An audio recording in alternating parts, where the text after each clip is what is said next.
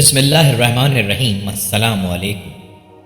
ہم اقرار کرتے ہیں کہ تمام تعریفوں کا مالک اللہ رب العزت ہے، جو تمام جہانوں کا خالق، مالک و رازق ہے، اور کروڑوں درود و سلام وجہ تخلیق کائنات جان رحمت حضرت محمد مصطفیٰ صلی اللہ علیہ وآلہ وسلم پر۔ اللہ پاک آپ سب کو ہمیشہ اپنے کرم کے سائے میں رکھے۔ کمال کے عاشق صادق کے حضور صلی اللہ علیہ وآلہ وسلم کے وصال کے بعد نہ کبھی نئے کپڑے بنوائے، نہ کبھی نیا جوتا لیا، نہ کبھی کوئی عید منائی، مگر جب آپ کے وصال کا وقت قریب آیا تو نئے کپڑے سلوائے، مکمل تیاری کی۔ کسی پوچھنے والے نے پوچھا کہ آخر بلال یہ تیاریاں کیوں؟ آپ فرمانے لگے، میرا وصال کا وقت آ گیا ہے، میں اپنے محبوب سے ملاقات کو جا رہا ہوں۔ ہونٹ موٹے، رنگ کالا، مگر سرور انبیاء فرماتے ہیں کہ اے بلال، میں نے جنت میں اپنے قدموں سے پہلے آپ کے قدموں کی آہٹ سنی ہے۔ وہ بلال جو حبشی نسل کے غلام تھے، مگر جب اسلام قبول کرتے ہیں تو سیدنا صدیق اکبر رضی اللہ تعالیٰ عنہ جیسے جلیل القدر صحابی آپ کو اپنا سردار کہہ کر بلاتے ہیں۔ دوستو، آج کی اس ویڈیو میں ہم آپ کو حضرت بلال رضی اللہ تعالیٰ عنہ کے بارے میں بتائیں گے۔ آپ رضی اللہ تعالیٰ عنہ کون تھے؟ آپ کا شجرہ نسب کیا ہے؟ حبشی بلال سے سیدنا بلال تک کا سفر کیسا تھا؟ آپ کو حضرت بلال رضی اللہ تعالیٰ عنہ کے عشق رسول صلی اللہ علیہ وآلہ وسلم کے بارے میں بھی بتائیں گے، اور آپ دوستوں سے ان کی زندگی کے اہم واقعات بھی شیئر کریں گے، لہٰذا ویڈیو کو اسکپ مت کیجیے گا۔ حضور صلی اللہ علیہ وآلہ وسلم کے وصال کے بعد سیدنا بلال رضی اللہ تعالیٰ عنہ مدینے کی گلیوں میں یہ کہتے پھرتے کہ لوگوں، تم نے کہیں رسول اللہ صلی اللہ علیہ وآلہ وسلم کو دیکھا ہے تو مجھے بھی دکھا دو۔ پھر کہنے لگے کہ اب مدینے میں میرا رہنا دشوار ہے اور شام کے شہر حلب میں چلے گا۔ تقریباً 6 ماہ بعد آپ صلی اللہ علیہ وآلہ وسلم کی خواب میں زیارت نصیب ہوئی تو آپ صلی اللہ علیہ وآلہ وسلم فرما رہے تھے، اے بلال، یہ کیا بے وفائی ہے، تو نے ہمیں ملنا چھوڑ دیا، کیا ہماری ملاقات کا وقت نہیں آیا؟ خواب سے بیدار ہوتے ہی اونٹنی پر سوار ہو کر لبیک یا سیدی یا رسول اللہ کہتے ہوئے مدینہ منورہ کی طرف روانہ ہو گئے۔ جب مدینہ منورہ میں داخل ہوئے تو سب سے پہلے مسجد نبوی پہنچ کر حضرت بلال رضی اللہ تعالیٰ عنہ کی نگاہوں نے عالم وارفتگی میں آپ صلی اللہ علیہ وآلہ وسلم کو ڈھونڈنا شروع کیا۔ کبھی مسجد میں تلاش کرتے اور کبھی حجروں میں۔ جب کہیں نہ پایا تو آپ صلی اللہ علیہ وآلہ وسلم کی قبر انور پر سر رکھ کر رونا شروع کر دیا اور عرض کیا، یا رسول اللہ، آپ نے فرمایا تھا کہ آ کر مل جاؤ، غلام حلب سے باہر ملاقات حاضر ہوا ہے، یہ کہا اور بے ہوش ہو کر مزار پننوار کے پاس گر پڑے۔ کافی دیر بعد ہوش آیا، اتنے میں سارے مدینے میں یہ خبر پھیل گئی کہ مؤذن رسول حضرت بلال رضی اللہ تعالیٰ عنہ آ گئے ہیں۔ مدینہ طیبہ کے بوڑھے، جوان، مرد، عورتیں اور بچے اکٹھے ہو کر عرض کرنے لگے کہ بلال، ایک دفعہ وہ اذان سنا دو جو محبوب خدا صلی اللہ علیہ وآلہ وسلم کے زمانے میں سناتے تھے۔ آپ رضی اللہ تعالیٰ عنہ نے فرمایا، میں معذرت خواہ ہوں، کیونکہ میں جب اذان پڑھتا تھا تو اشہد ان محمد رسول اللہ کہتے وقت آپ صلی اللہ علیہ وآلہ وسلم کی زیارت سے مشرف ہوتا اور آپ صلی اللہ علیہ وآلہ وسلم کے دیدار سے اپنی آنکھوں کو ٹھنڈک پہنچاتا تھا۔ اب یہ الفاظ ادا کرتے ہوئے کسے دیکھوں گا؟ بعض صحابہ کرام رضی اللہ تعالیٰ عنہ نے مشورہ دیا کہ حسنین کریمین رضی اللہ تعالیٰ عنہما سے سفارش کروائی جائے، جب وہ حضرت بلال رضی اللہ تعالیٰ عنہ کو اذان کے لیے کہیں گے تو وہ انکار نہ کر سکیں گے۔ چنانچہ امام حسین رضی اللہ تعالیٰ عنہ نے حضرت بلال رضی اللہ تعالیٰ عنہ کا ہاتھ پکڑ کر فرمایا، اے بلال، ہم آج آپ سے وہی اذان سننا چاہتے ہیں جو آپ ہمارے نانا جان یعنی اللہ کے رسول صلی اللہ علیہ وآلہ وسلم کو اس مسجد میں سناتے تھے۔ اب حضرت بلال رضی اللہ تعالیٰ عنہ کو انکار کا یارہ نہ تھا، لہٰذا اسی مقام پر کھڑے ہو کر اذان دی جہاں حضور صلی اللہ علیہ وآلہ وسلم کی ظاہری حیات میں دیا کرتے تھے۔ بات کی کیفیات کا حال خود بسیر میں یوں بیان ہوا ہے، جب آپ رضی اللہ تعالیٰ عنہ نے بآواز بلند اللہ اکبر کہا، مدینہ منورہ گونج اٹھا۔ آپ جیسے جیسے آگے بڑھتے گئے جذبات میں اضافہ ہوتا چلا گیا۔ جب اشہد ان لا الہ الا اللہ کے کلمات ادا کیے، گونج میں مزید اضافہ ہو گیا۔ جب اشہد ان محمد رسول اللہ کے کلمات پر پہنچے تو تمام لوگ حتیٰ کہ پردہ نشین خواتین بھی گھروں سے باہر نکل آئیں۔ رقت و گریہ زاری کا عجیب منظر تھا۔ لوگوں نے کہا، رسول خدا صلی اللہ علیہ وآلہ وسلم تشریف لے آئے ہیں۔ آپ صلی اللہ علیہ وآلہ وسلم کے وصال کے بعد مدینہ منورہ میں اس دن سے زیادہ رونے والے مرد و زن نہیں دیکھے گئے۔ علامہ اقبال رحمۃ اللہ علیہ اذان بلال رضی اللہ تعالیٰ عنہ کو ترانہ عشق قرار دیتے ہوئے فرماتے ہیں، اذان ازل سے تیرے عشق کا ترانہ بنی، نماز اس کے نظارے کا ایک بہانہ بنی۔ بلال بن رباح رضی اللہ تعالیٰ عنہ المعروف بلال حبشی رسول اللہ صلی اللہ علیہ وآلہ وسلم کے مشہور صحابی تھے۔ رسول اللہ صلی اللہ علیہ وآلہ وسلم نے انہیں مؤذن بنایا تھا۔ سفر و حضر میں رسول اللہ صلی اللہ علیہ وآلہ وسلم کے ساتھ رہتے تھے۔ آپ بہت ہی مشہور صحابی ہیں۔ آپ کے والد کا نام رباح ہے۔ آپ حبشے کے رہنے والے تھے اور مکہ مکرمہ میں ایک کافر امیہ بن خلف کے غلام تھے۔ اسی حال میں مسلمان ہو گئے۔ امیہ بن خلف نے آپ کو بہت ستایا اور آپ پر بڑے بڑے ظلم و ستم کے پہاڑ توڑے، مگر آپ رضی اللہ تعالیٰ عنہ پہاڑ کی طرح اسلام پر ڈٹے رہے۔ حضرت ابو بکر صدیق رضی اللہ تعالیٰ عنہ نے ایک کثیر رقم اور ایک غلام دے کر ان کو امیہ بن خلف سے خرید لیا اور اللہ رسول کی رضا جوئی کے لیے ان کو آزاد کر دیا۔ اسی لیے حضرت عمر رضی اللہ تعالیٰ عنہ فرمایا کرتے تھے کہ ابو بکر ہمارے سردار ہیں اور انہوں نے ہمارے سردار بلال کو آزاد کیا۔ خدا کی شان کے جنگ بدر میں امیہ بن خلف کو حضرت بلال رضی اللہ تعالیٰ عنہ ہی نے چند انصاریوں کی مدد سے قتل کیا۔ تمام اسلامی جہادوں میں مجاہدانہ شان کے ساتھ جہاد فرماتے رہے اور مسجد نبوی کے مؤذن بھی رہے۔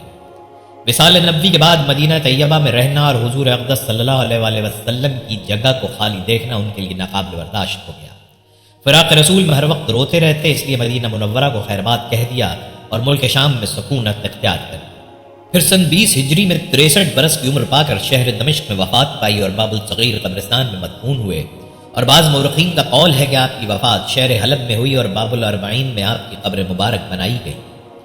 جس کا امی ازل سے ہوا سینہ بلال، محکوم اس صدا کے ہیں شہنشاہ و فقیر، اقبال کس کے عشق کا یہ فیض عام ہے، رومی فنا ہوا حبشی کو تمام ہے۔ اندھیرے میں ہر چیز سیاہ نظر آتی ہے، مگر روشنی کی یہ خوبی ہے کہ ہر چیز کو روشن کر دیتی ہے، بلکہ اس میں روشنی کی بدولت ایک خاص اور انوکھی چمک پیدا ہو جاتی ہے جو اسے مزید خوبصورت اور پرکشش بنا دیتی ہے، خواہ وہ چیز سیاہ ہو یا سفید۔ یہ تو عام روشنی کی بات ہے، لیکن اگر معاملہ نور ہدایت اور نور ایمان کا ہو تو اس کی تاثیر ہی کچھ اور ہوتی ہے۔ اس سے نہ صرف ظاہر بلکہ باطن بھی چمک اٹھتا ہے اور مقدر کا ستارہ جگمگا اٹھتا ہے۔ یہ نور ایمان کا ہی اثر تھا کہ حبشہ کے حبشی نسل سیاہ رنگت والے غلام ابن غلام بلال بن رباح پر ایمان کی روشنی کی کرنیں پڑیں تو اس کے مقدر کا ستارہ جگمگا اٹھا اور وہ مقام و مرتبہ ملا کہ عرش والوں کو بھی یہ عظمت نہ مل سکی۔ آپ کا نام بلال، ابو عبداللہ کنیت، والد کا نام رباح اور والدہ کا نام حمامہ تھا۔ یہ حبشی نژاد غلام تھے لیکن مکہ ہی میں پیدا ہوئے، بنی جمع ان کے آقا تھے۔ حضرت مکحول فرماتے ہیں جن لوگوں نے حضرت بلال کی زیارت کی ہے ان لوگوں نے مجھے بتایا کہ آپ کا رنگ گندمی، جسم دبلا پتلا، قد لمبا، پیٹھ میں جھکاؤ تھا اور ہلکے رخسار والے تھے۔ آپ کے اندر سفید بالوں کی کثرت تھی لیکن خضاب نہیں لگایا کرتے تھے۔ آپ کی آواز بلند اور باروق تھی۔ حضور اکرم صلی اللہ علیہ وآلہ وسلم کا اعلان نبوت سے پہلے عرب میں رنگ و نسل کا امتیاز برتا جاتا تھا، لیکن اعلان نبوت کے بعد آپ صلی اللہ علیہ وآلہ وسلم نے امیر و غریب اور گورے و کالے کے امتیاز کو ختم کر دیا۔ آپ صلی اللہ علیہ وآلہ وسلم نے حضرت بلال کو بھی وہی حیثیت دی جو حضرت ابو بکر، حضرت عمر، حضرت عثمان، حضرت علی اور دیگر صحابہ کرام کو حاصل تھی۔ آپ کے آباء و اجداد ابتدا میں حبشہ میں قیام پذیر تھے، بعد ازاں ہجرت کر کے صراط یعنی عرب آئے، پھر صراط سے مکہ آ کر قیام پذیر ہوئے۔ آپ پیدائشی غلام تھے، آپ نے اپنی زندگی کے 28 برس غلامی میں بسر کیے۔ حضرت بلال صورت ظاہری کے لحاظ سے تو ایک سیاہ فام حبشی تھے، تاہم آئینہ دل شفاف تھا۔ اس کو ضیاء ایمان نے اس وقت منور کیا جبکہ وادی بطحا کی اکثر گولی مخلوق غرور حسن و میں شرافت میں ضلالت و گمراہی کی ٹھوکریں کھا رہی تھی۔ جن معدود چند بزرگوں نے دائی حق لبیک کہا تھا ان میں صرف 7 آدمیوں کو اس کے اعلان کی توفیق ہوئی تھی، جن میں ایک یہ غلام حبشی بھی تھا۔ سچے کمزور ہمیشہ سب سے زیادہ ظلم و ستم کا آماجگار رہتا ہے۔ حضرت بلال رضی اللہ تعالیٰ عنہ کی جو ذاتی حالت تھی اس کے لحاظ سے وہ اور بھی اس نامور سے جفا کا شکار ہوئے۔ گون اگوں مصائب اور طرح طرح کے مظالم سے ان کے استقلال اور استقامت کی آزمائش ہوئی۔ تپتی ہوئی ریت جلتے ہوئے سنگریزوں اور دہکتے ہوئے انگاروں پر لٹائے گئے۔ مشرکین کے لڑکوں نے گلے مبارک میں رسیاں ڈال کر بازیچہ اطفال بنایا، لیکن ان تمام روح فرسا آزمائشوں کے باوجود توحید کی مضبوط رسی کو ہاتھ سے نہ چھوڑا۔ ابو جہل ان کو منہ کے بل سنگریزوں پر لٹا کر اوپر سے پتھر کی چکی رکھ دیتا اور جب آفتاب کی تمازت بے قرار کر دیتی تو کہتا بلال اب بھی محمد کے خدا سے باز آ جا، لیکن اس وقت بھی دہن مبارک سے یہی احد احد نکلتا تھا۔ یہ سرزمین عرب کا وہ تاریک دور تھا جب انسان اخلاقی پستیوں کی گہرائیوں میں گرا ہوا تھا اور اس پر گمراہی مسلط تھی، اور اس دور جہالت میں سب مظلوم طبقہ غلاموں کا تھا، جسے بنیادی انسانی حقوق ملنا تو بہت دور کی بات سکون سے اپنی زندگی گزارنے کا بھی حق نہ تھا۔ سیدنا حضرت بلال امیہ بن خلف کے غلام تھے۔ وہ اپنے آقا کی بکریاں چرانے پہاڑوں پر جایا کرتے تھے، اور ایک دن آپ کا گزر غار ہرا کی طرف سے ہوا جہاں رسول کریم صلی اللہ علیہ وآلہ وسلم اپنے یار غار سیدنا حضرت ابو بکر صدیق کے ساتھ تشریف فرما تھے۔ اللہ کے رسول غیبداں نے اس حبشی جوان کو دیکھا تو اپنے پاس بلا کر فرمایا میں اللہ کا رسول ہوں، تمہاری اسلام کے متعلق کیا رائے ہے؟ سیدنا حضرت بلال حبشی تو رسول کریم کی ذات اقدس سے پہلے ہی متاثر ہو چکے تھے، پھر آقا کونین کا دلکش انداز گفتگو تو حضرت بلال کے منہ سے نکلا کہ میں آپ کے دین کو اچھا پاتا ہوں۔ یہ کہہ کر حضرت بلال تو واپس لوٹ گئے مگر ان کا دل وہیں حضور کی طرف رہ گیا۔ دوسرے روز پھر بکریاں لے کر وہاں پہنچے۔ نبی کریم کی سادہ باتیں سنی تو دل اور بھی بے قرار ہو گیا۔ جو سچائی آپ کے قلب پر اسلام کی صورت میں پہلے ہی ودیت کر دی تھی وہ دین اسلام کی صورت میں سامنے آ گئی، اور آپ نے اسلام کی پکار پر لبیک کہتے ہوئے کلمہ شہادت پڑھا، حضور کی غلام کی سند حاصل فرمائی، آپ کے مرید ہو کر اسلام کی دولت سے مالا مال ہو گئے۔ اس وقت سیدنا حضرت بلال کی عمر مبارک 28 برس تھی۔ آپ ان پہلے 7 خوش نصیبوں میں ہیں جن کے لیے اسلام نے اپنے دروازے کھول دیے۔ یہ اسلام کا ولیم دور تھا۔ حضور پاک اللہ کے حکم سے فی الحال رازداری سے اسلام کی تبلیغ فرما رہے تھے، لیکن اسلام کا منفرد اور پاکیزہ رنگ زیادہ عرصے تک کفار مکہ سے پوشیدہ نہ رہ سکا۔ انہوں نے جلدی محسوس کر لیا کہ ان کے بعد ساتھیوں، خاص طور پر غلام اور خواتین میں ایک تبدیلی آ گئی ہے۔ امیہ بن خلف کو جلدی خبر مل گئی کہ اس کا غلام بلال نبی کریم کا غلام بن گیا ہے اور اس کا شمار آپ کے ساتھیوں میں ہوتا ہے۔ اس جرم کی پاداش میں امیہ نے سیدنا حضرت بلال بچی پر ظلم و ستم کے پہاڑ گرانا شروع کر دیے۔ ہرا کی یہ زمین اپنی گرمی کی وجہ سے مشہور تھی، جو دھوپ میں تانبے کی طرح گرم ہو جاتی تھی۔ امیہ حضرت بلال کو تانبے کی زمین پر لٹاتا اور آپ کے سینے پر بھاری پتھر رکھتا، آپ کو دیکھتے ہوئے انگاروں پر لٹا دیتا۔ آپ کے بدن کی چربی پگھل پگھل کر انگارے بجھا دیا کرتی تھی، مگر آپ کی زمان مبارک سے عہد کے سوا کچھ نہ نکلتا تھا۔ امیہ آپ کو کہتا، اب بھی تم محمد کے خدا سے باز آ جا۔ ستم پیشہ مشرکین میں امیہ بن خلف سب سے زیادہ پیش تھا۔ اس کی جدت ترازیوں نے ظلم و جفا کے نئے طریقے ایجاد کیے تھے۔ وہ ان کو طرح طرح سے اذیتیں پہنچاتا، کبھی گائے کی کھال میں لپیٹتا، کبھی لوہے کی ذرہ پہنا کر جلتی ہوئی دھوپ میں بٹھاتا اور کہتا تمہارا خدا لات اور غزہ ہے، لیکن اس وارفتہ توحید کی زبان سے عہد کے سوا اور کوئی کلمہ نہ نکلتا۔ مشرکین کہتے کہ تم ہمارے ہی الفاظ کا ادا کرو تو فرماتے کہ میری زبان ان کو اچھی طرح ادا نہیں کر سکتی۔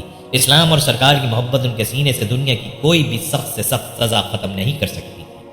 آپ کے سینے میں عشق رسول کی حقیقی شمع روشن تھی۔ آپ عاشق حبیب خدا تھے، دنیا کی ان ماروں سے کہاں دریار کو چھوڑتے۔ حضرت عمرو بن عاص فرماتے ہیں کہ میں نے حضرت بلال کو اس حالت میں دیکھا کہ امیہ نے ان کو ایسی تپتی ہوئی زمین پر لٹا رکھا تھا کہ جس پر اگر گوشت بھی رکھ دیا جاتا تو وہ بھی جل جاتا، لیکن اس حالت میں بھی حضرت بلال اللہ کے سوا کسی بھی دوسرے معبود کا انکار کرتے رہے۔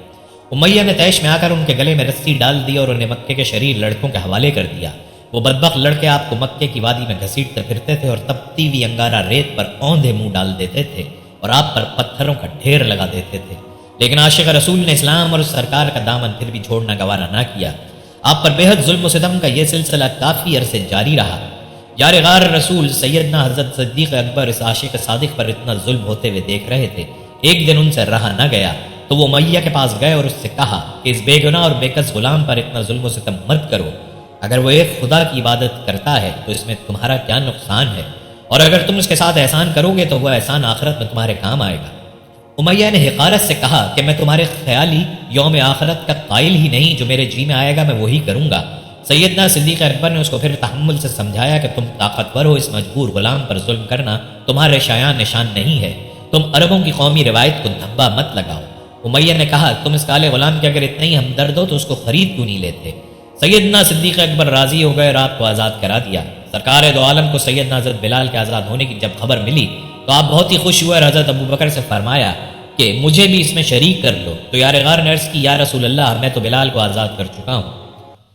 سیدنا حضرت بلال ابھی اب آزاد تھے اور اپنا زیادہ وقت اپنے کریم آقا کی بارگاہ اقدس میں گزارتے تھے، ان سے قرآن مجید کی تعلیم حاصل کرتے، حکمت و دانائی کی باتیں سیکھتے اور دین حق کو زیادہ سے زیادہ پھیلانے کی کوشش کرتے۔ جب ہجرت کا حکم آیا تو حضرت بلال حبشی نے بھی ہجرت کی اور مکے سے مدینہ منورہ جا پہنچے۔ رسول کریم نے مہاجرین و انصار کا موافقات کرایا تو حضرت سیدنا بلال کو حضرت ابو رویحہ کا بھائی بنایا گیا، جن سے آپ کو بہت محبت تھی۔ اس کے علاوہ آپ حضرت سعد بن خثیمہ کے مہمان ہوئے۔ عہد عمر فاروق میں حضرت بلال نے شامی مہم میں شرکت کا ارادہ کیا تو حضرت عمر بن خطاب رضی اللہ تعالیٰ عنہ نے پوچھا بلال تمہارا وظیفہ کون وصول کرے گا؟ عرض کیا ابو ردیحہ، کیونکہ رسول اللہ صلی اللہ علیہ وسلم نے ہم دونوں میں جو برادرانہ تعلق پیدا کر دیا ہے وہ کبھی منقطع نہیں ہو سکتا۔ پھر جب مدینہ منورہ میں اسلامی حکومت کی داغ بیل ڈالی گئی تو 1 سال بعد یہ سوال اٹھا کہ لوگوں کو نماز کے لیے بلانے کے لیے کون سا انداز اپنایا جائے۔ لوگوں نے مشورہ دیا کہ ہر نماز کے بعد پرچم بلند کر دیا جائے، کچھ نے کہا ناقوس بجایا جائے، کچھ لوگوں کی تجویز تھی کہ آگ نماز کے وقت جلائی جائے اور جسے لوگ دیکھ کر نماز کی طرف آ جائیں گے، اور کچھ لوگوں نے یہ بھی کہا کہ ایک آدمی لوگوں کے گھروں میں جا کر ان کو نماز کے لیے بلایا کرے، اس طرح لوگ نماز کے لیے آ جائیں گے۔ لیکن اللہ کے رسول نے ان سب طریقوں کو پسند نہیں فرمایا۔ اب یہ بحث جاری تھی کہ حضرت عبداللہ بن زید حضور پاک کی خدمت اقدس میں حاضر ہوئے اور عرض کیا کہ مجھے خواب میں ایک شخص نے اذان کے الفاظ سکھائے ہیں، یہ کہہ کر انہوں نے وہ کلمات دہرائے۔ حضور پاک نے وحی الہی کے ذریعے ان کلمات کو پسند فرمایا۔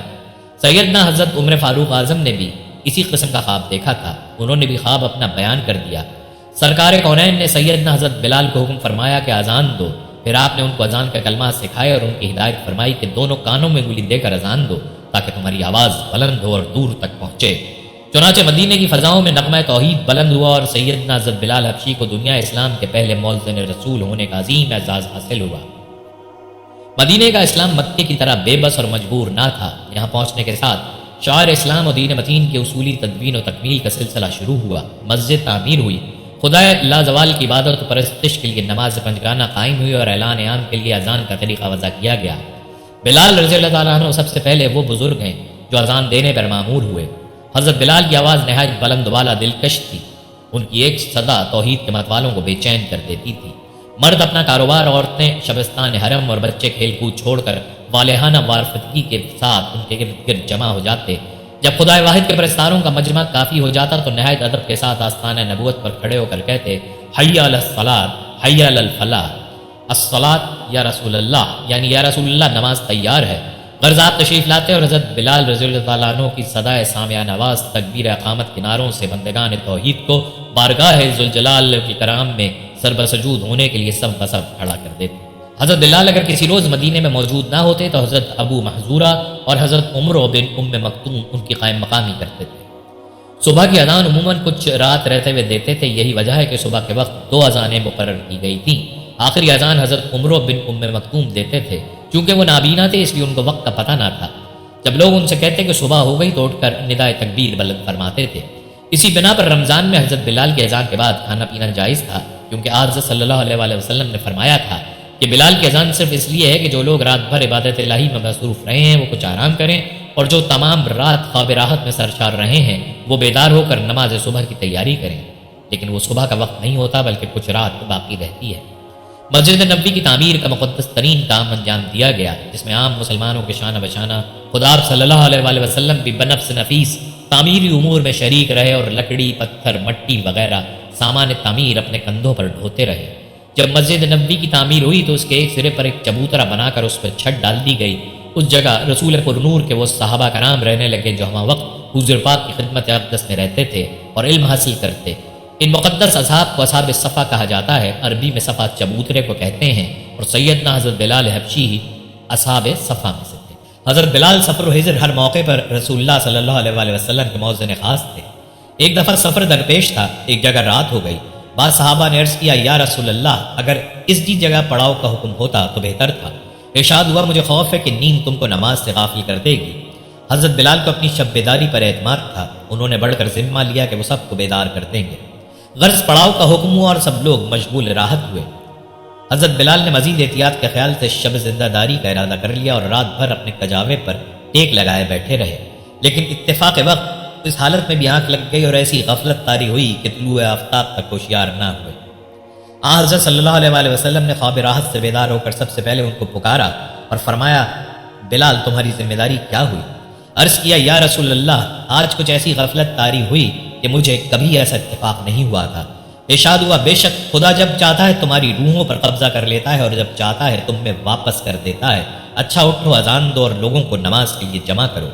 فتح مکہ کے موقع پر حضور نبی کریم صلی اللہ علیہ وآلہ وسلم نے حضرت بلال کو بیت اللہ شریف کی چھت پر چڑھ کر اذان دینے کا حکم فرمایا۔ جب حضرت بلال کعبے کی چھت پر چڑھ گئے تو آپ صلی اللہ علیہ وآلہ وسلم سے پوچھا کہ جب زمین پر ہوتا ہوں تو کعبے کی طرف منہ کر کے اذان دیتا ہوں، اب کعبے کی چھت پر ہوں تو منہ کس طرف کروں؟ آپ صلی اللہ علیہ وآلہ وسلم نے فرمایا، اے بلال، میری طرف دیکھ کر اذان دو۔ بیت اللہ شریف کی چھت پر اذان دینا حضرت بلال کی معراج تھی۔ حضرت بلال جو کہ خادم رسول تھے، حضور نبی کریم صلی اللہ علیہ وآلہ وسلم کے وصال کے بعد حضرت عائشہ صدیقہ کے حجرہ مبارک کے سامنے بیٹھے روتے رہتے تھے۔ آپ نے اذان دینا بھی چھوڑ دی تھی۔ جس وقت حضور نبی کریم صلی اللہ علیہ وآلہ وسلم کا وصال ہوا، اس کے کچھ دیر بعد نماز کا وقت ہوا اور صحابہ کرام نے آپ کو اذان دینے کا کہا تو آپ نے کہا کہ میں اب خود میں ہمت نہیں پاتا کہ جب اذان میں حضور نبی کریم صلی اللہ علیہ وآلہ وسلم کا نام لوں اور انہیں سامنے نہ پاؤں۔ حضرت بلال کا حضور نبی کریم صلی اللہ علیہ وآلہ وسلم کے ساتھ 22 سال کا تعلق تھا۔ یہ تعلق اخوت اور بھائی چارے کا تھا۔ اسی وجہ سے آپ صلی اللہ علیہ وآلہ وسلم کے وصال کے بعد حضرت بلال نے اذان دینا ترک کر دی اور فرمایا کہ اذان میں حضور نبی کریم صلی اللہ علیہ وسلم کی نبوت کی گواہی دینے لگتا ہوں اور آپ صلی اللہ علیہ وسلم کو سامنے نہ پا کر میرا دل بیٹھ جاتا ہے اور آنسو جاری ہو جاتے ہیں۔ حضور نبی کریم صلی اللہ علیہ وسلم کے وصال کے بعد آپ غمگین رہنے لگے اور ہمہ وقت آپ صلی اللہ علیہ وسلم کو تلاش کرتے رہتے اور جب کہیں نظر نہ آتے تو بے اختیار رونے لگتے۔ حضرت بلال کا قیام حضرت ابو بکر صدیق رضی اللہ تعالیٰ عنہ کے مکان پر رہا۔ اس دوران حضرت ابو بکر صدیق نے حضرت بلال کو لکھنا پڑھنا سکھانا شروع کر دیا۔ حضرت ابو بکر ہر روز تھوہر کا ایک قلم تراش کر حضرت بلال کو دیتے اور حضرت بلال اس قلم سے حضرت ابو بکر کی میت میں لکھنے کی کوشش کرتے۔ ایک دن حضرت ابو بکر نے حضرت بلال کے سیاہی سے لتھڑے ہاتھ دیکھے تو ان کو چوم لیا اور فرمایا کہ حضور نبی کریم صلی اللہ علیہ وسلم کا فرمان مبارک ہے، طالب علم کی سیاہی شہید کے خون سے زیادہ قیمتی ہے۔ حضرت عبداللہ بن مسعود سے روایت ہے کہ نبی اکرم صلی اللہ علیہ وسلم کی خدمت میں رؤسائے قریش کی ایک جماعت آئی۔ وہاں حضرت خباب، حضرت صہیب رومی، حضرت عمار اور حضرت بلال بیٹھے ہوئے تھے۔ تو شرفائے قریش نے کہا، اے محمد، کیا تم کو قوم کے یہ لوگ پسند ہیں؟ کیا یہی وہ لوگ ہیں کہ ہمیں چھوڑ کر اللہ نے ان پر احسان کیا ہے؟ ہم ان کے گروہ میں مل کر کیسے تمہارے تابع بن سکتے ہیں؟ تم انہیں پاس سے ہٹا دو تو پھر تمہاری پیروی کریں گے۔ تو اللہ تعالیٰ نے حضرت بلال اور آپ صلی اللہ علیہ وسلم کے رفقا کی شان و عظمت کے بارے میں سورہ انعام آیت نمبر 52 میں فرمایا، اے نبی، اور ان لوگوں کو مت دور کر اپنے سے جو صبح شام اپنے رب کو پکارتے ہیں اور اس کی خوشنودی کی طلب میں لگے ہوئے ہیں۔ ان کے حساب میں سے کسی چیز کا بار تم پر نہیں ہے اور تمہارے حساب میں سے کسی چیز کا بار ان پر نہیں ہے۔ اس پر بھی اگر تم نے انہیں دور پھینکا تو ظالموں میں شمار ہوگے۔ حضرت بلال رسول خدا کے سچے عاشق اور شیدائی تھے۔ دربار نبوی سے آپ کو موزن اسلام اور خازن و خادم سرکار کا شرف حاصل ہے۔ آپ کی قدر و منزلت کا اندازہ ان احادیث مبارکہ سے بخوبی لگایا جا سکتا ہے۔ ایک مرتبہ سرور دو عالم صلی اللہ علیہ وسلم نے فرمایا، بلال جنت میں سب سے پہلے داخل ہوگا۔ صحابہ کرام نے پوچھا، یا رسول اللہ، آپ سے بھی پہلے؟ آپ صلی اللہ علیہ وسلم نے فرمایا، ہاں، مجھ سے بھی پہلے۔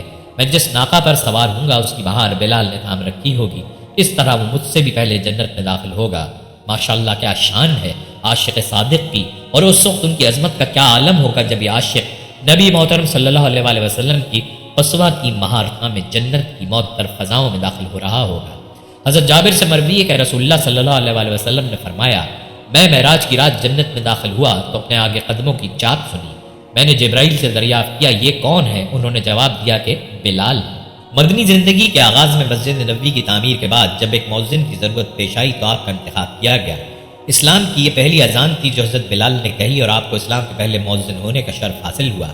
حضور نبی کریم صلی اللہ علیہ وسلم نے اذان کے مکمل ہونے کے بعد حضرت بلال کو مخاطب کرتے ہوئے فرمایا، بلال، تم نے میری مسجد مکمل کر دی۔ صفا اسلام کی اولین عظیم درسگاہ، صحابہ کی اقامت گاہ اور طالبان اسلام کا ہاسٹل، جس کے نگران، سرپرست اور ناظم امور تدریس خود نبی پاک صلی اللہ علیہ وسلم تھے۔ حضرت بلال نے اسی صفا میں سکونت اختیار کی رکھی اور حضور اکرم صلی اللہ علیہ وسلم کی خدمت کے فرائض بجا لاتے رہے۔ پیکر محبت وفا حضرت بلال غزوات و امن اور سفر و حضر میں ہر وقت ایک خادم محافظ اور جانثار کے طور پر جناب سید الابرار حضرت محمد صلی اللہ علیہ وسلم کے ہمراہ رہتے تھے۔ آپ رسول پاک صلی اللہ علیہ وسلم کے سچے عاشق تھے۔ نبی پاک صلی اللہ علیہ وسلم سے قربت کا ایک اور مقصد یہ تھا کہ فرائض کی ذمہ داری اور ادائیگی کے ساتھ ساتھ ہم وقت آپ صلی اللہ علیہ وسلم کی دید بھی ہوتی رہے اور آپ صلی اللہ علیہ وسلم کی رفاقت میں قلبی راحت و سکون بھی ملتا رہے۔ دربار نبوت میں جب بھی کوئی حضور نبی اکرم صلی اللہ علیہ وسلم سے ملاقات کے لیے حاضر ہوتا تو پہلے پاسبان رسول حضرت بلال سے ملنا پڑتا تھا۔ خادم رسول حضرت بلال کے شب و روز حضور نبی کریم صلی اللہ علیہ وسلم اور اہل بیت کی خدمت و اطاعت میں گزرتے۔ حضرت بلال نے حضور صلی اللہ علیہ وسلم کی رفاقت میں طویل عرصہ گزارا اور حضور صلی اللہ علیہ وسلم کی خدمت کے علاوہ کوئی سرگرمی انجام نہ دی۔ حضور صلی اللہ علیہ وسلم جدھر تشریف لے جاتے آپ بھی ساتھ ساتھ چلتے رہتے، اور جب حضور صلی اللہ علیہ وسلم گھر تشریف لے جاتے تو آپ باہر بیٹھ جاتے۔ انتظار کے لمحات طویل ہوتے یا مختصر، حضرت بلال وہیں تشریف رکھتے۔ سیدنا حضرت بلال کو شروع سے ہی شمشیر زنی کا شوق نہ تھا۔ حضرت امیر حمزہ اور حضرت علی مرتضیٰ نے بہت کوشش کی کہ آپ تلوار چلانی سیکھ لیں، مگر آپ تلوار چلانا نہ سیکھ سکے۔ حضور نبی اکرم صلی اللہ علیہ وسلم کو علم تھا کہ حضرت بلال شمشیر زنی نہیں کر سکیں گے، اس لیے غزوہ بدر کے موقع پر آپ صلی اللہ علیہ وسلم نے مجاہدین کے لشکر کا انتظام حضرت بلال کے سپرد کر دیا۔ غزوہ احد کے موقع پر آپ صحابہ کرام کے اس گروہ میں شامل تھے جنہوں نے حضرت نبی اکرم صلی اللہ علیہ وسلم کی حفاظت کی۔ حضرت بلال غزوہ بدر سے لے کر غزوہ تبوک تک ہر جنگ میں حضور نبی کریم صلی اللہ علیہ وسلم کے ہمراہ رہے۔ جنگ کے دوران آپ کی ذمہ داری منتظم کی ہوتی تھی۔ خطبہ حجۃ الوداع کے موقع پر بھی آپ حضور نبی کریم صلی اللہ علیہ وآلہ وسلم کے ہمراہ تھے۔ حضرت بلال تمام مشہور غزوات میں شریک تھے۔ غزوہ بدر میں انہوں نے امیہ بن خلف کو تہ تیغ کیا، جو اسلام کا بہت بڑا دشمن تھا، اور خود ان کی ایذا رسانی میں بھی اس کا ہاتھ سب سے پیش تھا۔ فتح مکہ میں حضرت صلی اللہ علیہ وآلہ وسلم کے ہمرکاب تھے۔ آپ صلی اللہ علیہ وآلہ وسلم خانہ کعبہ میں داخل ہوئے تو اس موزن خاص کو میت کا فخر حاصل تھا۔ انہیں حکم ہوا کہ کعبے کی چھت پر کھڑے ہو کر توحید کی پرعظمت صدائے تکبیر بلند کریں۔ خدا کی قدرت وہ حریم قدس جو کہ ابو الانبیاء ابراہیم علیہ السلام نے خدائے واحد کی پرستش کے لیے تعمیر کیا تھا، مدتوں صنم خانہ رہنے کے بعد ایک حبشی نجات کے نغمہ توحید سے گونجا۔ جب رسول اللہ صلی اللہ علیہ وآلہ وسلم اس جہان فانی سے کوچ کر گئے تو آپ کی رحلت کا سانحہ نہایت اندوناک سانحہ تھا، جس کی وجہ سے تمام مدینہ شہر میں رنج و الم کی لہر دوڑ گئی۔ ہر کوئی غم کے سمندر میں ڈوبا ہوا تھا۔ یہی کیفیت حضرت بلال بن رباح رضی اللہ تعالیٰ عنہ کی بھی تھی۔ اسی کا یہ اثر تھا کہ رسول اللہ صلی اللہ علیہ وآلہ وسلم کے بعد اب انہوں نے مسجد نبوی میں اذان دینے کا سلسلہ ترک کر دیا، کیونکہ دوران اذان جب وہ اشہد ان محمد رسول اللہ پر پہنچتے تو بہت اداس ہو جاتے، آواز گلوگیر ہو جاتی اور اذان مکمل کرنا دشوار ہو جاتا۔ رسول اللہ صلی اللہ علیہ وآلہ وسلم کے بعد اب مدینے میں بلال بن رباح رضی اللہ تعالیٰ عنہ کا دل بھی نہیں لگتا تھا۔ یہی وجہ تھی کہ انہوں نے یہ فیصلہ کیا کہ ملک شام میں جو اسلامی فوج رومیوں کے خلاف برسر پیکار ہے، میں بھی وہاں چلا جاؤں اور اپنی باقی زندگی ان سپاہیوں کے شانہ بشانہ اللہ کے دین کی سربلندی میں گزار دوں۔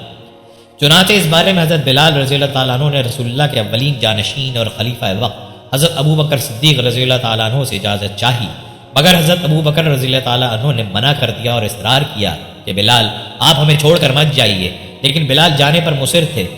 دونوں جانب سے اصرار و انکار کا سلسلہ چلتا رہا۔ آخر حضرت بلال رضی اللہ تعالیٰ عنہ نے حضرت ابو بکر صدیق رضی اللہ تعالیٰ عنہ کو مخاطب کرتے ہوئے کہا، اگر آپ اس وجہ سے مجھے جانے کی اجازت نہیں دے رہے ہیں کہ آپ نے مجھے مکہ میں امیہ سے خرید کر آزاد کیا تھا تب تو ٹھیک ہے، لیکن اگر آپ نے مجھے محض اللہ کی رضا کی خاطر آزاد کیا تھا تو میری آپ سے گزارش ہے کہ آپ مجھے مت روکیے، مجھے جانے کی اجازت دے دیجیے۔ حضرت ابو بکر صدیق رضی اللہ تعالیٰ عنہ نے جب بلال رضی اللہ تعالیٰ عنہ کی زبان یہ بات سنی تو انہیں مدینے سے ملک شام چلے جانے کی اجازت دے دی۔ چنانچہ حضرت بلال بن رباح رضی اللہ تعالیٰ عنہ مدینہ منورہ سے ملک شام منتقل ہوئے اور وہاں اسلامی لشکر میں شامل ہو کر اللہ کے دین کی سربلندی کی خاطر جد و جہد میں مشغول و منہمک ہو گئے۔ حضرت ابو بکر صدیق کے بعد حضرت عمر فاروق نے مسند خلافت پر قدم رکھا تو انہوں نے پھر شرکت جہاد کی اجازت طلب کی۔ خلیفہ اول کی طرح خلیفہ دوم نے بھی ان کو روکنا چاہا، لیکن جوش جہاد کا پیمانہ لبریز ہو چکا تھا۔ بے حد اصرار کے بعد اجازت حاصل کی اور شامی مہم میں شریک ہو گئے۔ حضرت عمر بن خطاب نے 16 ہجری میں شام کا سفر کیا تو دوسرے افسران فوج کے ساتھ حضرت بلال نے بھی مقام جابیہ میں ان کو خوش آمدید کہا اور بیت المقدس کی سیاحت میں ہم رکاب رہے۔ ایک روز عمر بن خطاب نے ان سے اذان دینے کی فرمائش کی تو بولے، گو میں عہد کر چکا ہوں کہ حضرت خیر الانام صلی اللہ علیہ وآلہ وسلم کے بعد کسی کے لیے اذان نہ دوں گا، تاہم آج آپ کی خواہش پوری کروں گا۔ یہ کہہ کر اس اندلیب توحید نے کچھ ایسے لہن میں خدائے ذوالجلال کی عظمت و شوکت کا نغمہ سنایا کہ تمام مجمع بےتاب ہو گیا۔ حضرت عمر بن خطاب رضی اللہ تعالیٰ عنہ اس قدر روئے کہ ہچکی بن گئی۔ حضرت ابو عبیدہ اور حضرت معاذ بن جبل بھی بے اختیار رو رہے تھے۔ غرض سب کے سامنے عہد نبوت کا نقشہ کھنچ گیا اور تمام سامعین نے خاص کیفیت محسوس کی۔ حضرت بلال کو ملک شام کی سرسبز و شاداب حسین زمین پسند آ گئی تھی۔ انہوں نے خلیفہ دوم سے درخواست کی کہ ان کو اور ان کے اسلامی بھائی حضرت ابو ردیحہ کو یہاں مستقل سکونت کی اجازت دی جائے۔ یہ درخواست منظور ہوئی تو ان دونوں نے قصبہ خولان میں مستقل اقامت اختیار کر لی اور حضرت ابو الدرداء انصاری کے خاندان سے جو پہلے ہی یہاں کار آباد ہو گیا تھا رشتہ و مناقحت کی سلسلہ جمبانی فرماتے ہوئے کہا، ہم دونوں کافر تھے، خدا نے ہماری ہدایت کی، ہم غلام تھے، اس نے آزاد کرایا، ہم محتاج تھے، اس نے مالدار بنایا۔ اب ہم تمہارے خاندان سے پیوستہ ہونے کی آرزو رکھتے ہیں، اگر تم رشتہ ازدواج سے آرزو پوری کرو گے تو خدا کا شکر ہے، ورنہ کوئی شکایت نہیں۔ اسلام نے کالے گورے حبشی اور عربی کی تفریق مٹا دی تھی۔ انصار نے نہایت خوشی کے ساتھ ان کے اس پیام کو لبیک کہا اور اپنی لڑکیوں سے شادی کر دی۔ جب آقا دو جہاں صلی اللہ علیہ وآلہ وسلم کا وصال مبارک ہوا تو سیدنا بلال رضی اللہ تعالیٰ عنہ نے شہر مدینہ چھوڑنے کا ارادہ کر لیا۔ سیدنا صدیق اکبر رضی اللہ تعالیٰ عنہ کو جب آپ رضی اللہ تعالیٰ عنہ کے ارادے کا علم ہوا تو ان کے اس ارادے کو ترک کرنے کے لیے فرمایا اور کہا، پہلے کی طرح رسول پاک صلی اللہ علیہ وآلہ وسلم کی مسجد میں آپ رضی اللہ تعالیٰ عنہ کو اذان دینی چاہیے۔ سیدنا بلال رضی اللہ تعالیٰ عنہ نے آپ رضی اللہ تعالیٰ عنہ کی بات سنی تو عرض کرنے لگے، رسول اللہ صلی اللہ علیہ وآلہ وسلم کے بغیر مدینے میں جی نہیں لگتا اور نہ ہی مجھ میں خالی و افسردہ مقامات کو دیکھنے کی قوت ہے جن میں حضور صلی اللہ علیہ وسلم تشریف فرما ہوتے تھے۔ چنانچہ یہ کہہ کر اب مدینے میں میرا رہنا دشوار ہے، آپ رضی اللہ تعالیٰ عنہ شام کے شہر حلب میں چلے گئے۔ تقریباً 6 ماہ بعد خواب میں حضور صلی اللہ علیہ وسلم کی زیارت نصیب ہوئی۔ آپ صلی اللہ علیہ وسلم نے فرمایا، اے بلال، تو نے ہمیں ملنا چھوڑ دیا، کیا ہماری ملاقات کو تیرا جی نہیں چاہتا؟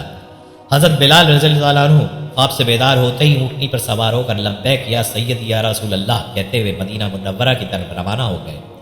جب مدینہ منورہ میں داخل ہوئے تو سب سے پہلے مسجد نبوی میں پہنچ کر آپ صلی اللہ علیہ وسلم کو ڈھونڈنا شروع کیا، کبھی مسجد میں تلاش کیا اور کبھی حجروں میں۔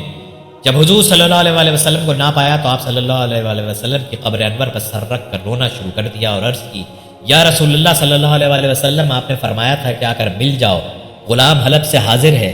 یہ کہہ کر بے ہوش ہو گئے اور مزار پر انوار کے پاس گر پڑے۔ کافی دیر بعد ہوش آیا، اتنے میں سارے مدینے میں اطلاع ہو گئی کہ مؤذن رسول حضرت بلال رضی اللہ تعالیٰ عنہ آ گئے ہیں۔ کہ ایک دفعہ وہ اذان سنا دیجئے جو محبوب خدا حضور صلی اللہ علیہ وسلم کو سناتے تھے۔ آپ رضی اللہ تعالیٰ عنہ نے فرمایا، میں معذرت خواہ ہوں، کیونکہ میں جب اذان پڑھتا تھا تو اشہد ان محمد رسول اللہ کہتے وقت آپ صلی اللہ علیہ وسلم کی زیارت سے مشرف ہوتا تھا، آپ کے دیدار سے اپنی آنکھوں کو ٹھنڈک پہنچاتا تھا، اب کسے دیکھوں گا؟ بعض صحابہ کرام رضی اللہ تعالیٰ عنہم نے مشورہ دیا کہ حسنین کریمین رضی اللہ عنہم سے عرض کیا جائے، جب وہ بلال رضی اللہ تعالیٰ عنہ کو اذان کے لیے کہیں گے تو وہ انکار نہ کر سکیں گے۔ ایک صاحب جا کر شہزادوں کو بلا لائے۔ حضرت امام حسین رضی اللہ تعالیٰ عنہ نے حضرت بلال رضی اللہ تعالیٰ عنہ کا ہاتھ پکڑ کر فرمایا، حضرت بلال، ہم آپ سے وہی اذان سننے کے خواہش مند ہیں جو آپ ہمارے نانا جان کو مسجد نبوی میں سناتے تھے۔ حضرت بلال رضی اللہ تعالیٰ عنہ کو انکار کا ارادہ نہ رہا، لہٰذا اسی مقام پر کھڑے ہو کر اذان شروع کی جہاں حضور صلی اللہ علیہ وسلم کی ظاہری حیات میں کہتے تھے۔ بعد کی کیفیات روایت میں اس طرح آتی ہیں کہ جب آپ رضی اللہ تعالیٰ عنہ نے بلند آواز سے اذان کے ابتدائی الفاظ اللہ اکبر ادا کرنے شروع کیے تو اہل مدینہ سسکیاں لے کر رونے لگے۔ آپ رضی اللہ تعالیٰ عنہ جیسے جیسے آگے بڑھتے گئے جذبات میں اضافہ ہوتا چلا گیا۔ جب اشہد ان محمد رسول اللہ کے کلمات پر پہنچے تو تمام لوگ حتیٰ کہ پردہ نشین خواتین بھی گھروں سے باہر نکل آئیں۔ سبھی یوں تصور کرنے لگے جیسے رسول خدا صلی اللہ علیہ وسلم دوبارہ تشریف لے آئے ہیں۔ رقت و گریہ زاری کا عجیب منظر تھا۔ آپ صلی اللہ علیہ وسلم کے وصال کے بعد اہل مدینہ پر اس دن سے بڑھ کر رقت کبھی طاری نہیں ہوئی۔ ادائے دید سراپا نیاز تھی تیری، کسی کو دیکھتے رہنا نماز تھی تیری۔ ازاں ازل سے تیرے عشق کا ترانہ بنی، نماز اس کے نظارے کا ایک بہانہ بنی۔ خوشا وہ وقت کہ یسرب مقام تھا اس کا، خوشا وہ دور کے دیدار عام تھا اس کا۔ دوستو، حضرت بلال رضی اللہ تعالیٰ عنہ سے ایک دفعہ کسی نے پوچھا کہ آپ نے پہلی دفعہ حضور نبی کریم صلی اللہ علیہ وسلم کو کیسے دیکھا؟ بلال رضی اللہ تعالیٰ عنہ فرماتے ہیں کہ میں مکے کے لوگوں کو بہت ہی کم جانتا تھا، کیونکہ غلام تھا اور عرب میں غلاموں سے انسانیت سوچ سلوک عام تھا۔ ان کی استطاعت سے بڑھ کے ان سے کام لیا جاتا تھا تو مجھے کبھی اتنا وقت ہی نہیں ملتا تھا کہ باہر نکل کے لوگوں سے ملوں، لہٰذا مجھے حضور پاک یا اسلام یا اس طرح کی کسی چیز کا قطعی علم نہ تھا۔ ایک دفعہ کیا ہوا کہ مجھے سخت بخار نے آ لیا، سخت جاڑے کا موسم تھا اور انتہائی ٹھنڈ اور بخار نے مجھے کمزور کر کے رکھ دیا، لہٰذا میں نے لحاف اوڑھا اور لیٹ گیا۔ ادھر میرا مالک یہ دیکھنے آیا کہ میں جو پیس رہا ہوں یا نہیں، وہ مجھے لحاف اوڑھ کے لیٹا دیکھ کے آگ بگولا ہو گیا۔ اس نے لحاف اتارا اور سزا کے طور پر میری قمیض بھی اتروا دی اور مجھے کھلے صحن میں دروازے کے پاس بٹھا دیا کہ یہاں بیٹھ کے جو پیس۔ اب سخت سردی، اوپر سے بخار اور اتنی مشقت والا کام، میں روتا جاتا تھا اور جو پیستا جاتا تھا۔ کچھ ہی دیر میں دروازے میں دستک ہوئی، میں نے اندر آنے کی اجازت دی تو ایک نہایت متین اور پرنور چہرے والا شخص اندر داخل ہوا اور پوچھا کہ جوان کیوں روتے ہو؟ جواب میں نے کہا کہ جاؤ اپنا کام کرو، تمہیں اس سے کیا، میں جس وجہ سے بھی رو۔ یہاں پوچھنے والے بہت تھے لیکن مداوع کوئی نہیں کرتا۔ قصہ مختصر کہ بلال نے حضور کو کافی سخت جملے کہے۔ حضور صلی اللہ علیہ وسلم یہ جملے سن کے چل پڑے۔ جب چل پڑے تو بلال نے کہا، بس میں نہ کہتا تھا کہ کچھ ایسا میں مداوع کوئی نہیں کرتا۔ حضور یہ سن کر بھی چلتے رہے۔ بلال کہتے ہیں کہ دل میں جو ہلکی سی امید جاگی تھی کہ یہ شخص کوئی مدد کرے گا وہ بھی گئی، لیکن بلال کو کیا معلوم کہ جس شخص سے اب اس کا واسطہ پڑا ہے وہ رحمت للعالمین ہے۔ بلال کہتے ہیں کہ کچھ ہی دیر میں وہ شخص واپس آ گیا، اس کے ہاتھ میں گرم دودھ کا پیالہ اور دوسرے میں کھجوریں تھیں۔ اس نے وہ کھجوریں اور دودھ مجھے دیا اور کہا، کھاؤ پیو اور جا کے سو جاؤ۔ میں نے کہا، تو یہ جو کون پیسے گا؟ نہ پیسے تو مالک صبح بہت مارے گا۔ اس نے کہا، تم سو جاؤ، یہ پسے ہوئے مجھ سے لے لینا۔ بلال سو گئے اور حضور نے ساری رات ایک اجنبی حبشی غلام کے لیے چکی پیسی۔ صبح غلام کو پسے ہوئے جو دیے اور چلے گئے۔ دوسری رات پھر ایسا ہی ہوا، دودھ اور دوا بلال کو دی اور ساری رات چکی پیسی۔ ایسا 3 دن مسلسل کرتے رہے جب تک بلال ٹھیک نہ ہو گئے۔ یہ تھا وہ تعارف جس کے وطن سے اس لافانی عشق نے جنم لیا کہ آج بھی بلال کو صحابی رسول، بعد میں عاشق رسول پہلے کہا جاتا ہے۔ حضرت بلال رضی اللہ تعالیٰ عنہ رسول اللہ صلی اللہ علیہ وسلم کے مؤذن خاص تھے۔ اس بنا پر اس کو ہمیشہ خانہ خدا میں حاضر رہنا پڑتا تھا۔ معاملات دنیاوی سے سروکار نہ ہونے کے باعث عبادت و شب زندہ داری ان کا خاص مشغلہ تھا۔ ایک مرتبہ رسول اللہ صلی اللہ علیہ وسلم نے ان سے پوچھا کہ تم کو کس عمل خیر پر سب سے زیادہ ثواب کی امید ہے؟ عرض کیا میں نے ایسا کوئی کام نہیں کیا ہے، البتہ ہر طہارت کے بعد نماز ادا کی ہے۔ نماز میں سب سے پہلے آمین کہتے تھے، لیکن رسول اللہ صلی اللہ علیہ وسلم نے فرمایا کہ مجھ سے سبقت نہ کیا۔ ایمان کو تمام اعمال حسنہ کی بنیاد سمجھتے تھے۔ ایک مرتبہ کسی نے پوچھا کہ سب سے بہتر عمل کیا ہے؟ بولے خدا اور اس کے رسول پر ایمان لاؤ، پھر جہاد، پھر حج مبرور۔ پیارے آقا صلی اللہ علیہ وسلم ایک مرتبہ حضرت بلال کی طرف اشارہ کر کے فرمانے لگے، بروز قیامت جنتی اونٹنی پر سوار ہو کر اذان کہیں گے، اور جب اشہد ان محمد رسول اللہ کے کلمات کہیں گے تو تمام انبیاء اور ان کے امتی بلال رضی اللہ تعالیٰ عنہ کو دیکھ رہے ہوں گے۔ انبیاء اور شہداء کے بعد سب سے پہلے بلال حبشی کو جنتی حلہ پہنایا جائے۔ حضور نبی کریم صلی اللہ علیہ وسلم نے ارشاد فرمایا، بروز قیامت بلال ایسی اونٹنی پر سوار ہو کر آئیں گے جس کی کاٹھی سونے اور یاقوت سے مزین ہوگی، ان کے ہاتھ میں جھنڈا ہوگا، تمام مومنین ان کے پیچھے پیچھے ہوں گے، اور یوں حضرت بلال کی قیادت میں وہ قافلہ جنت میں داخل ہو جائے گا، یہاں تک کہ وہ بھی جنت میں داخل ہو جائیں گے جس نے صرف 40 دن اللہ پاک کی رضا کے لیے اذانیں دی ہوں۔ حضرت عمر رضی اللہ تعالیٰ عنہ 14 ہجری بمطابق 636 عیسوی میں اپنے دور خلافت میں فتح کے بعد یہاں تشریف لائے اور حضور صلی اللہ علیہ وسلم کے سفر معراج کی منزل تلاش کی اور اپنے مبارک ہاتھوں سے اس جگہ کو صاف کیا اور وہاں مسجد کی تعمیر کا حکم دیا اور وہاں حضرت بلال رضی اللہ تعالیٰ عنہ کو اذان کا حکم دیا۔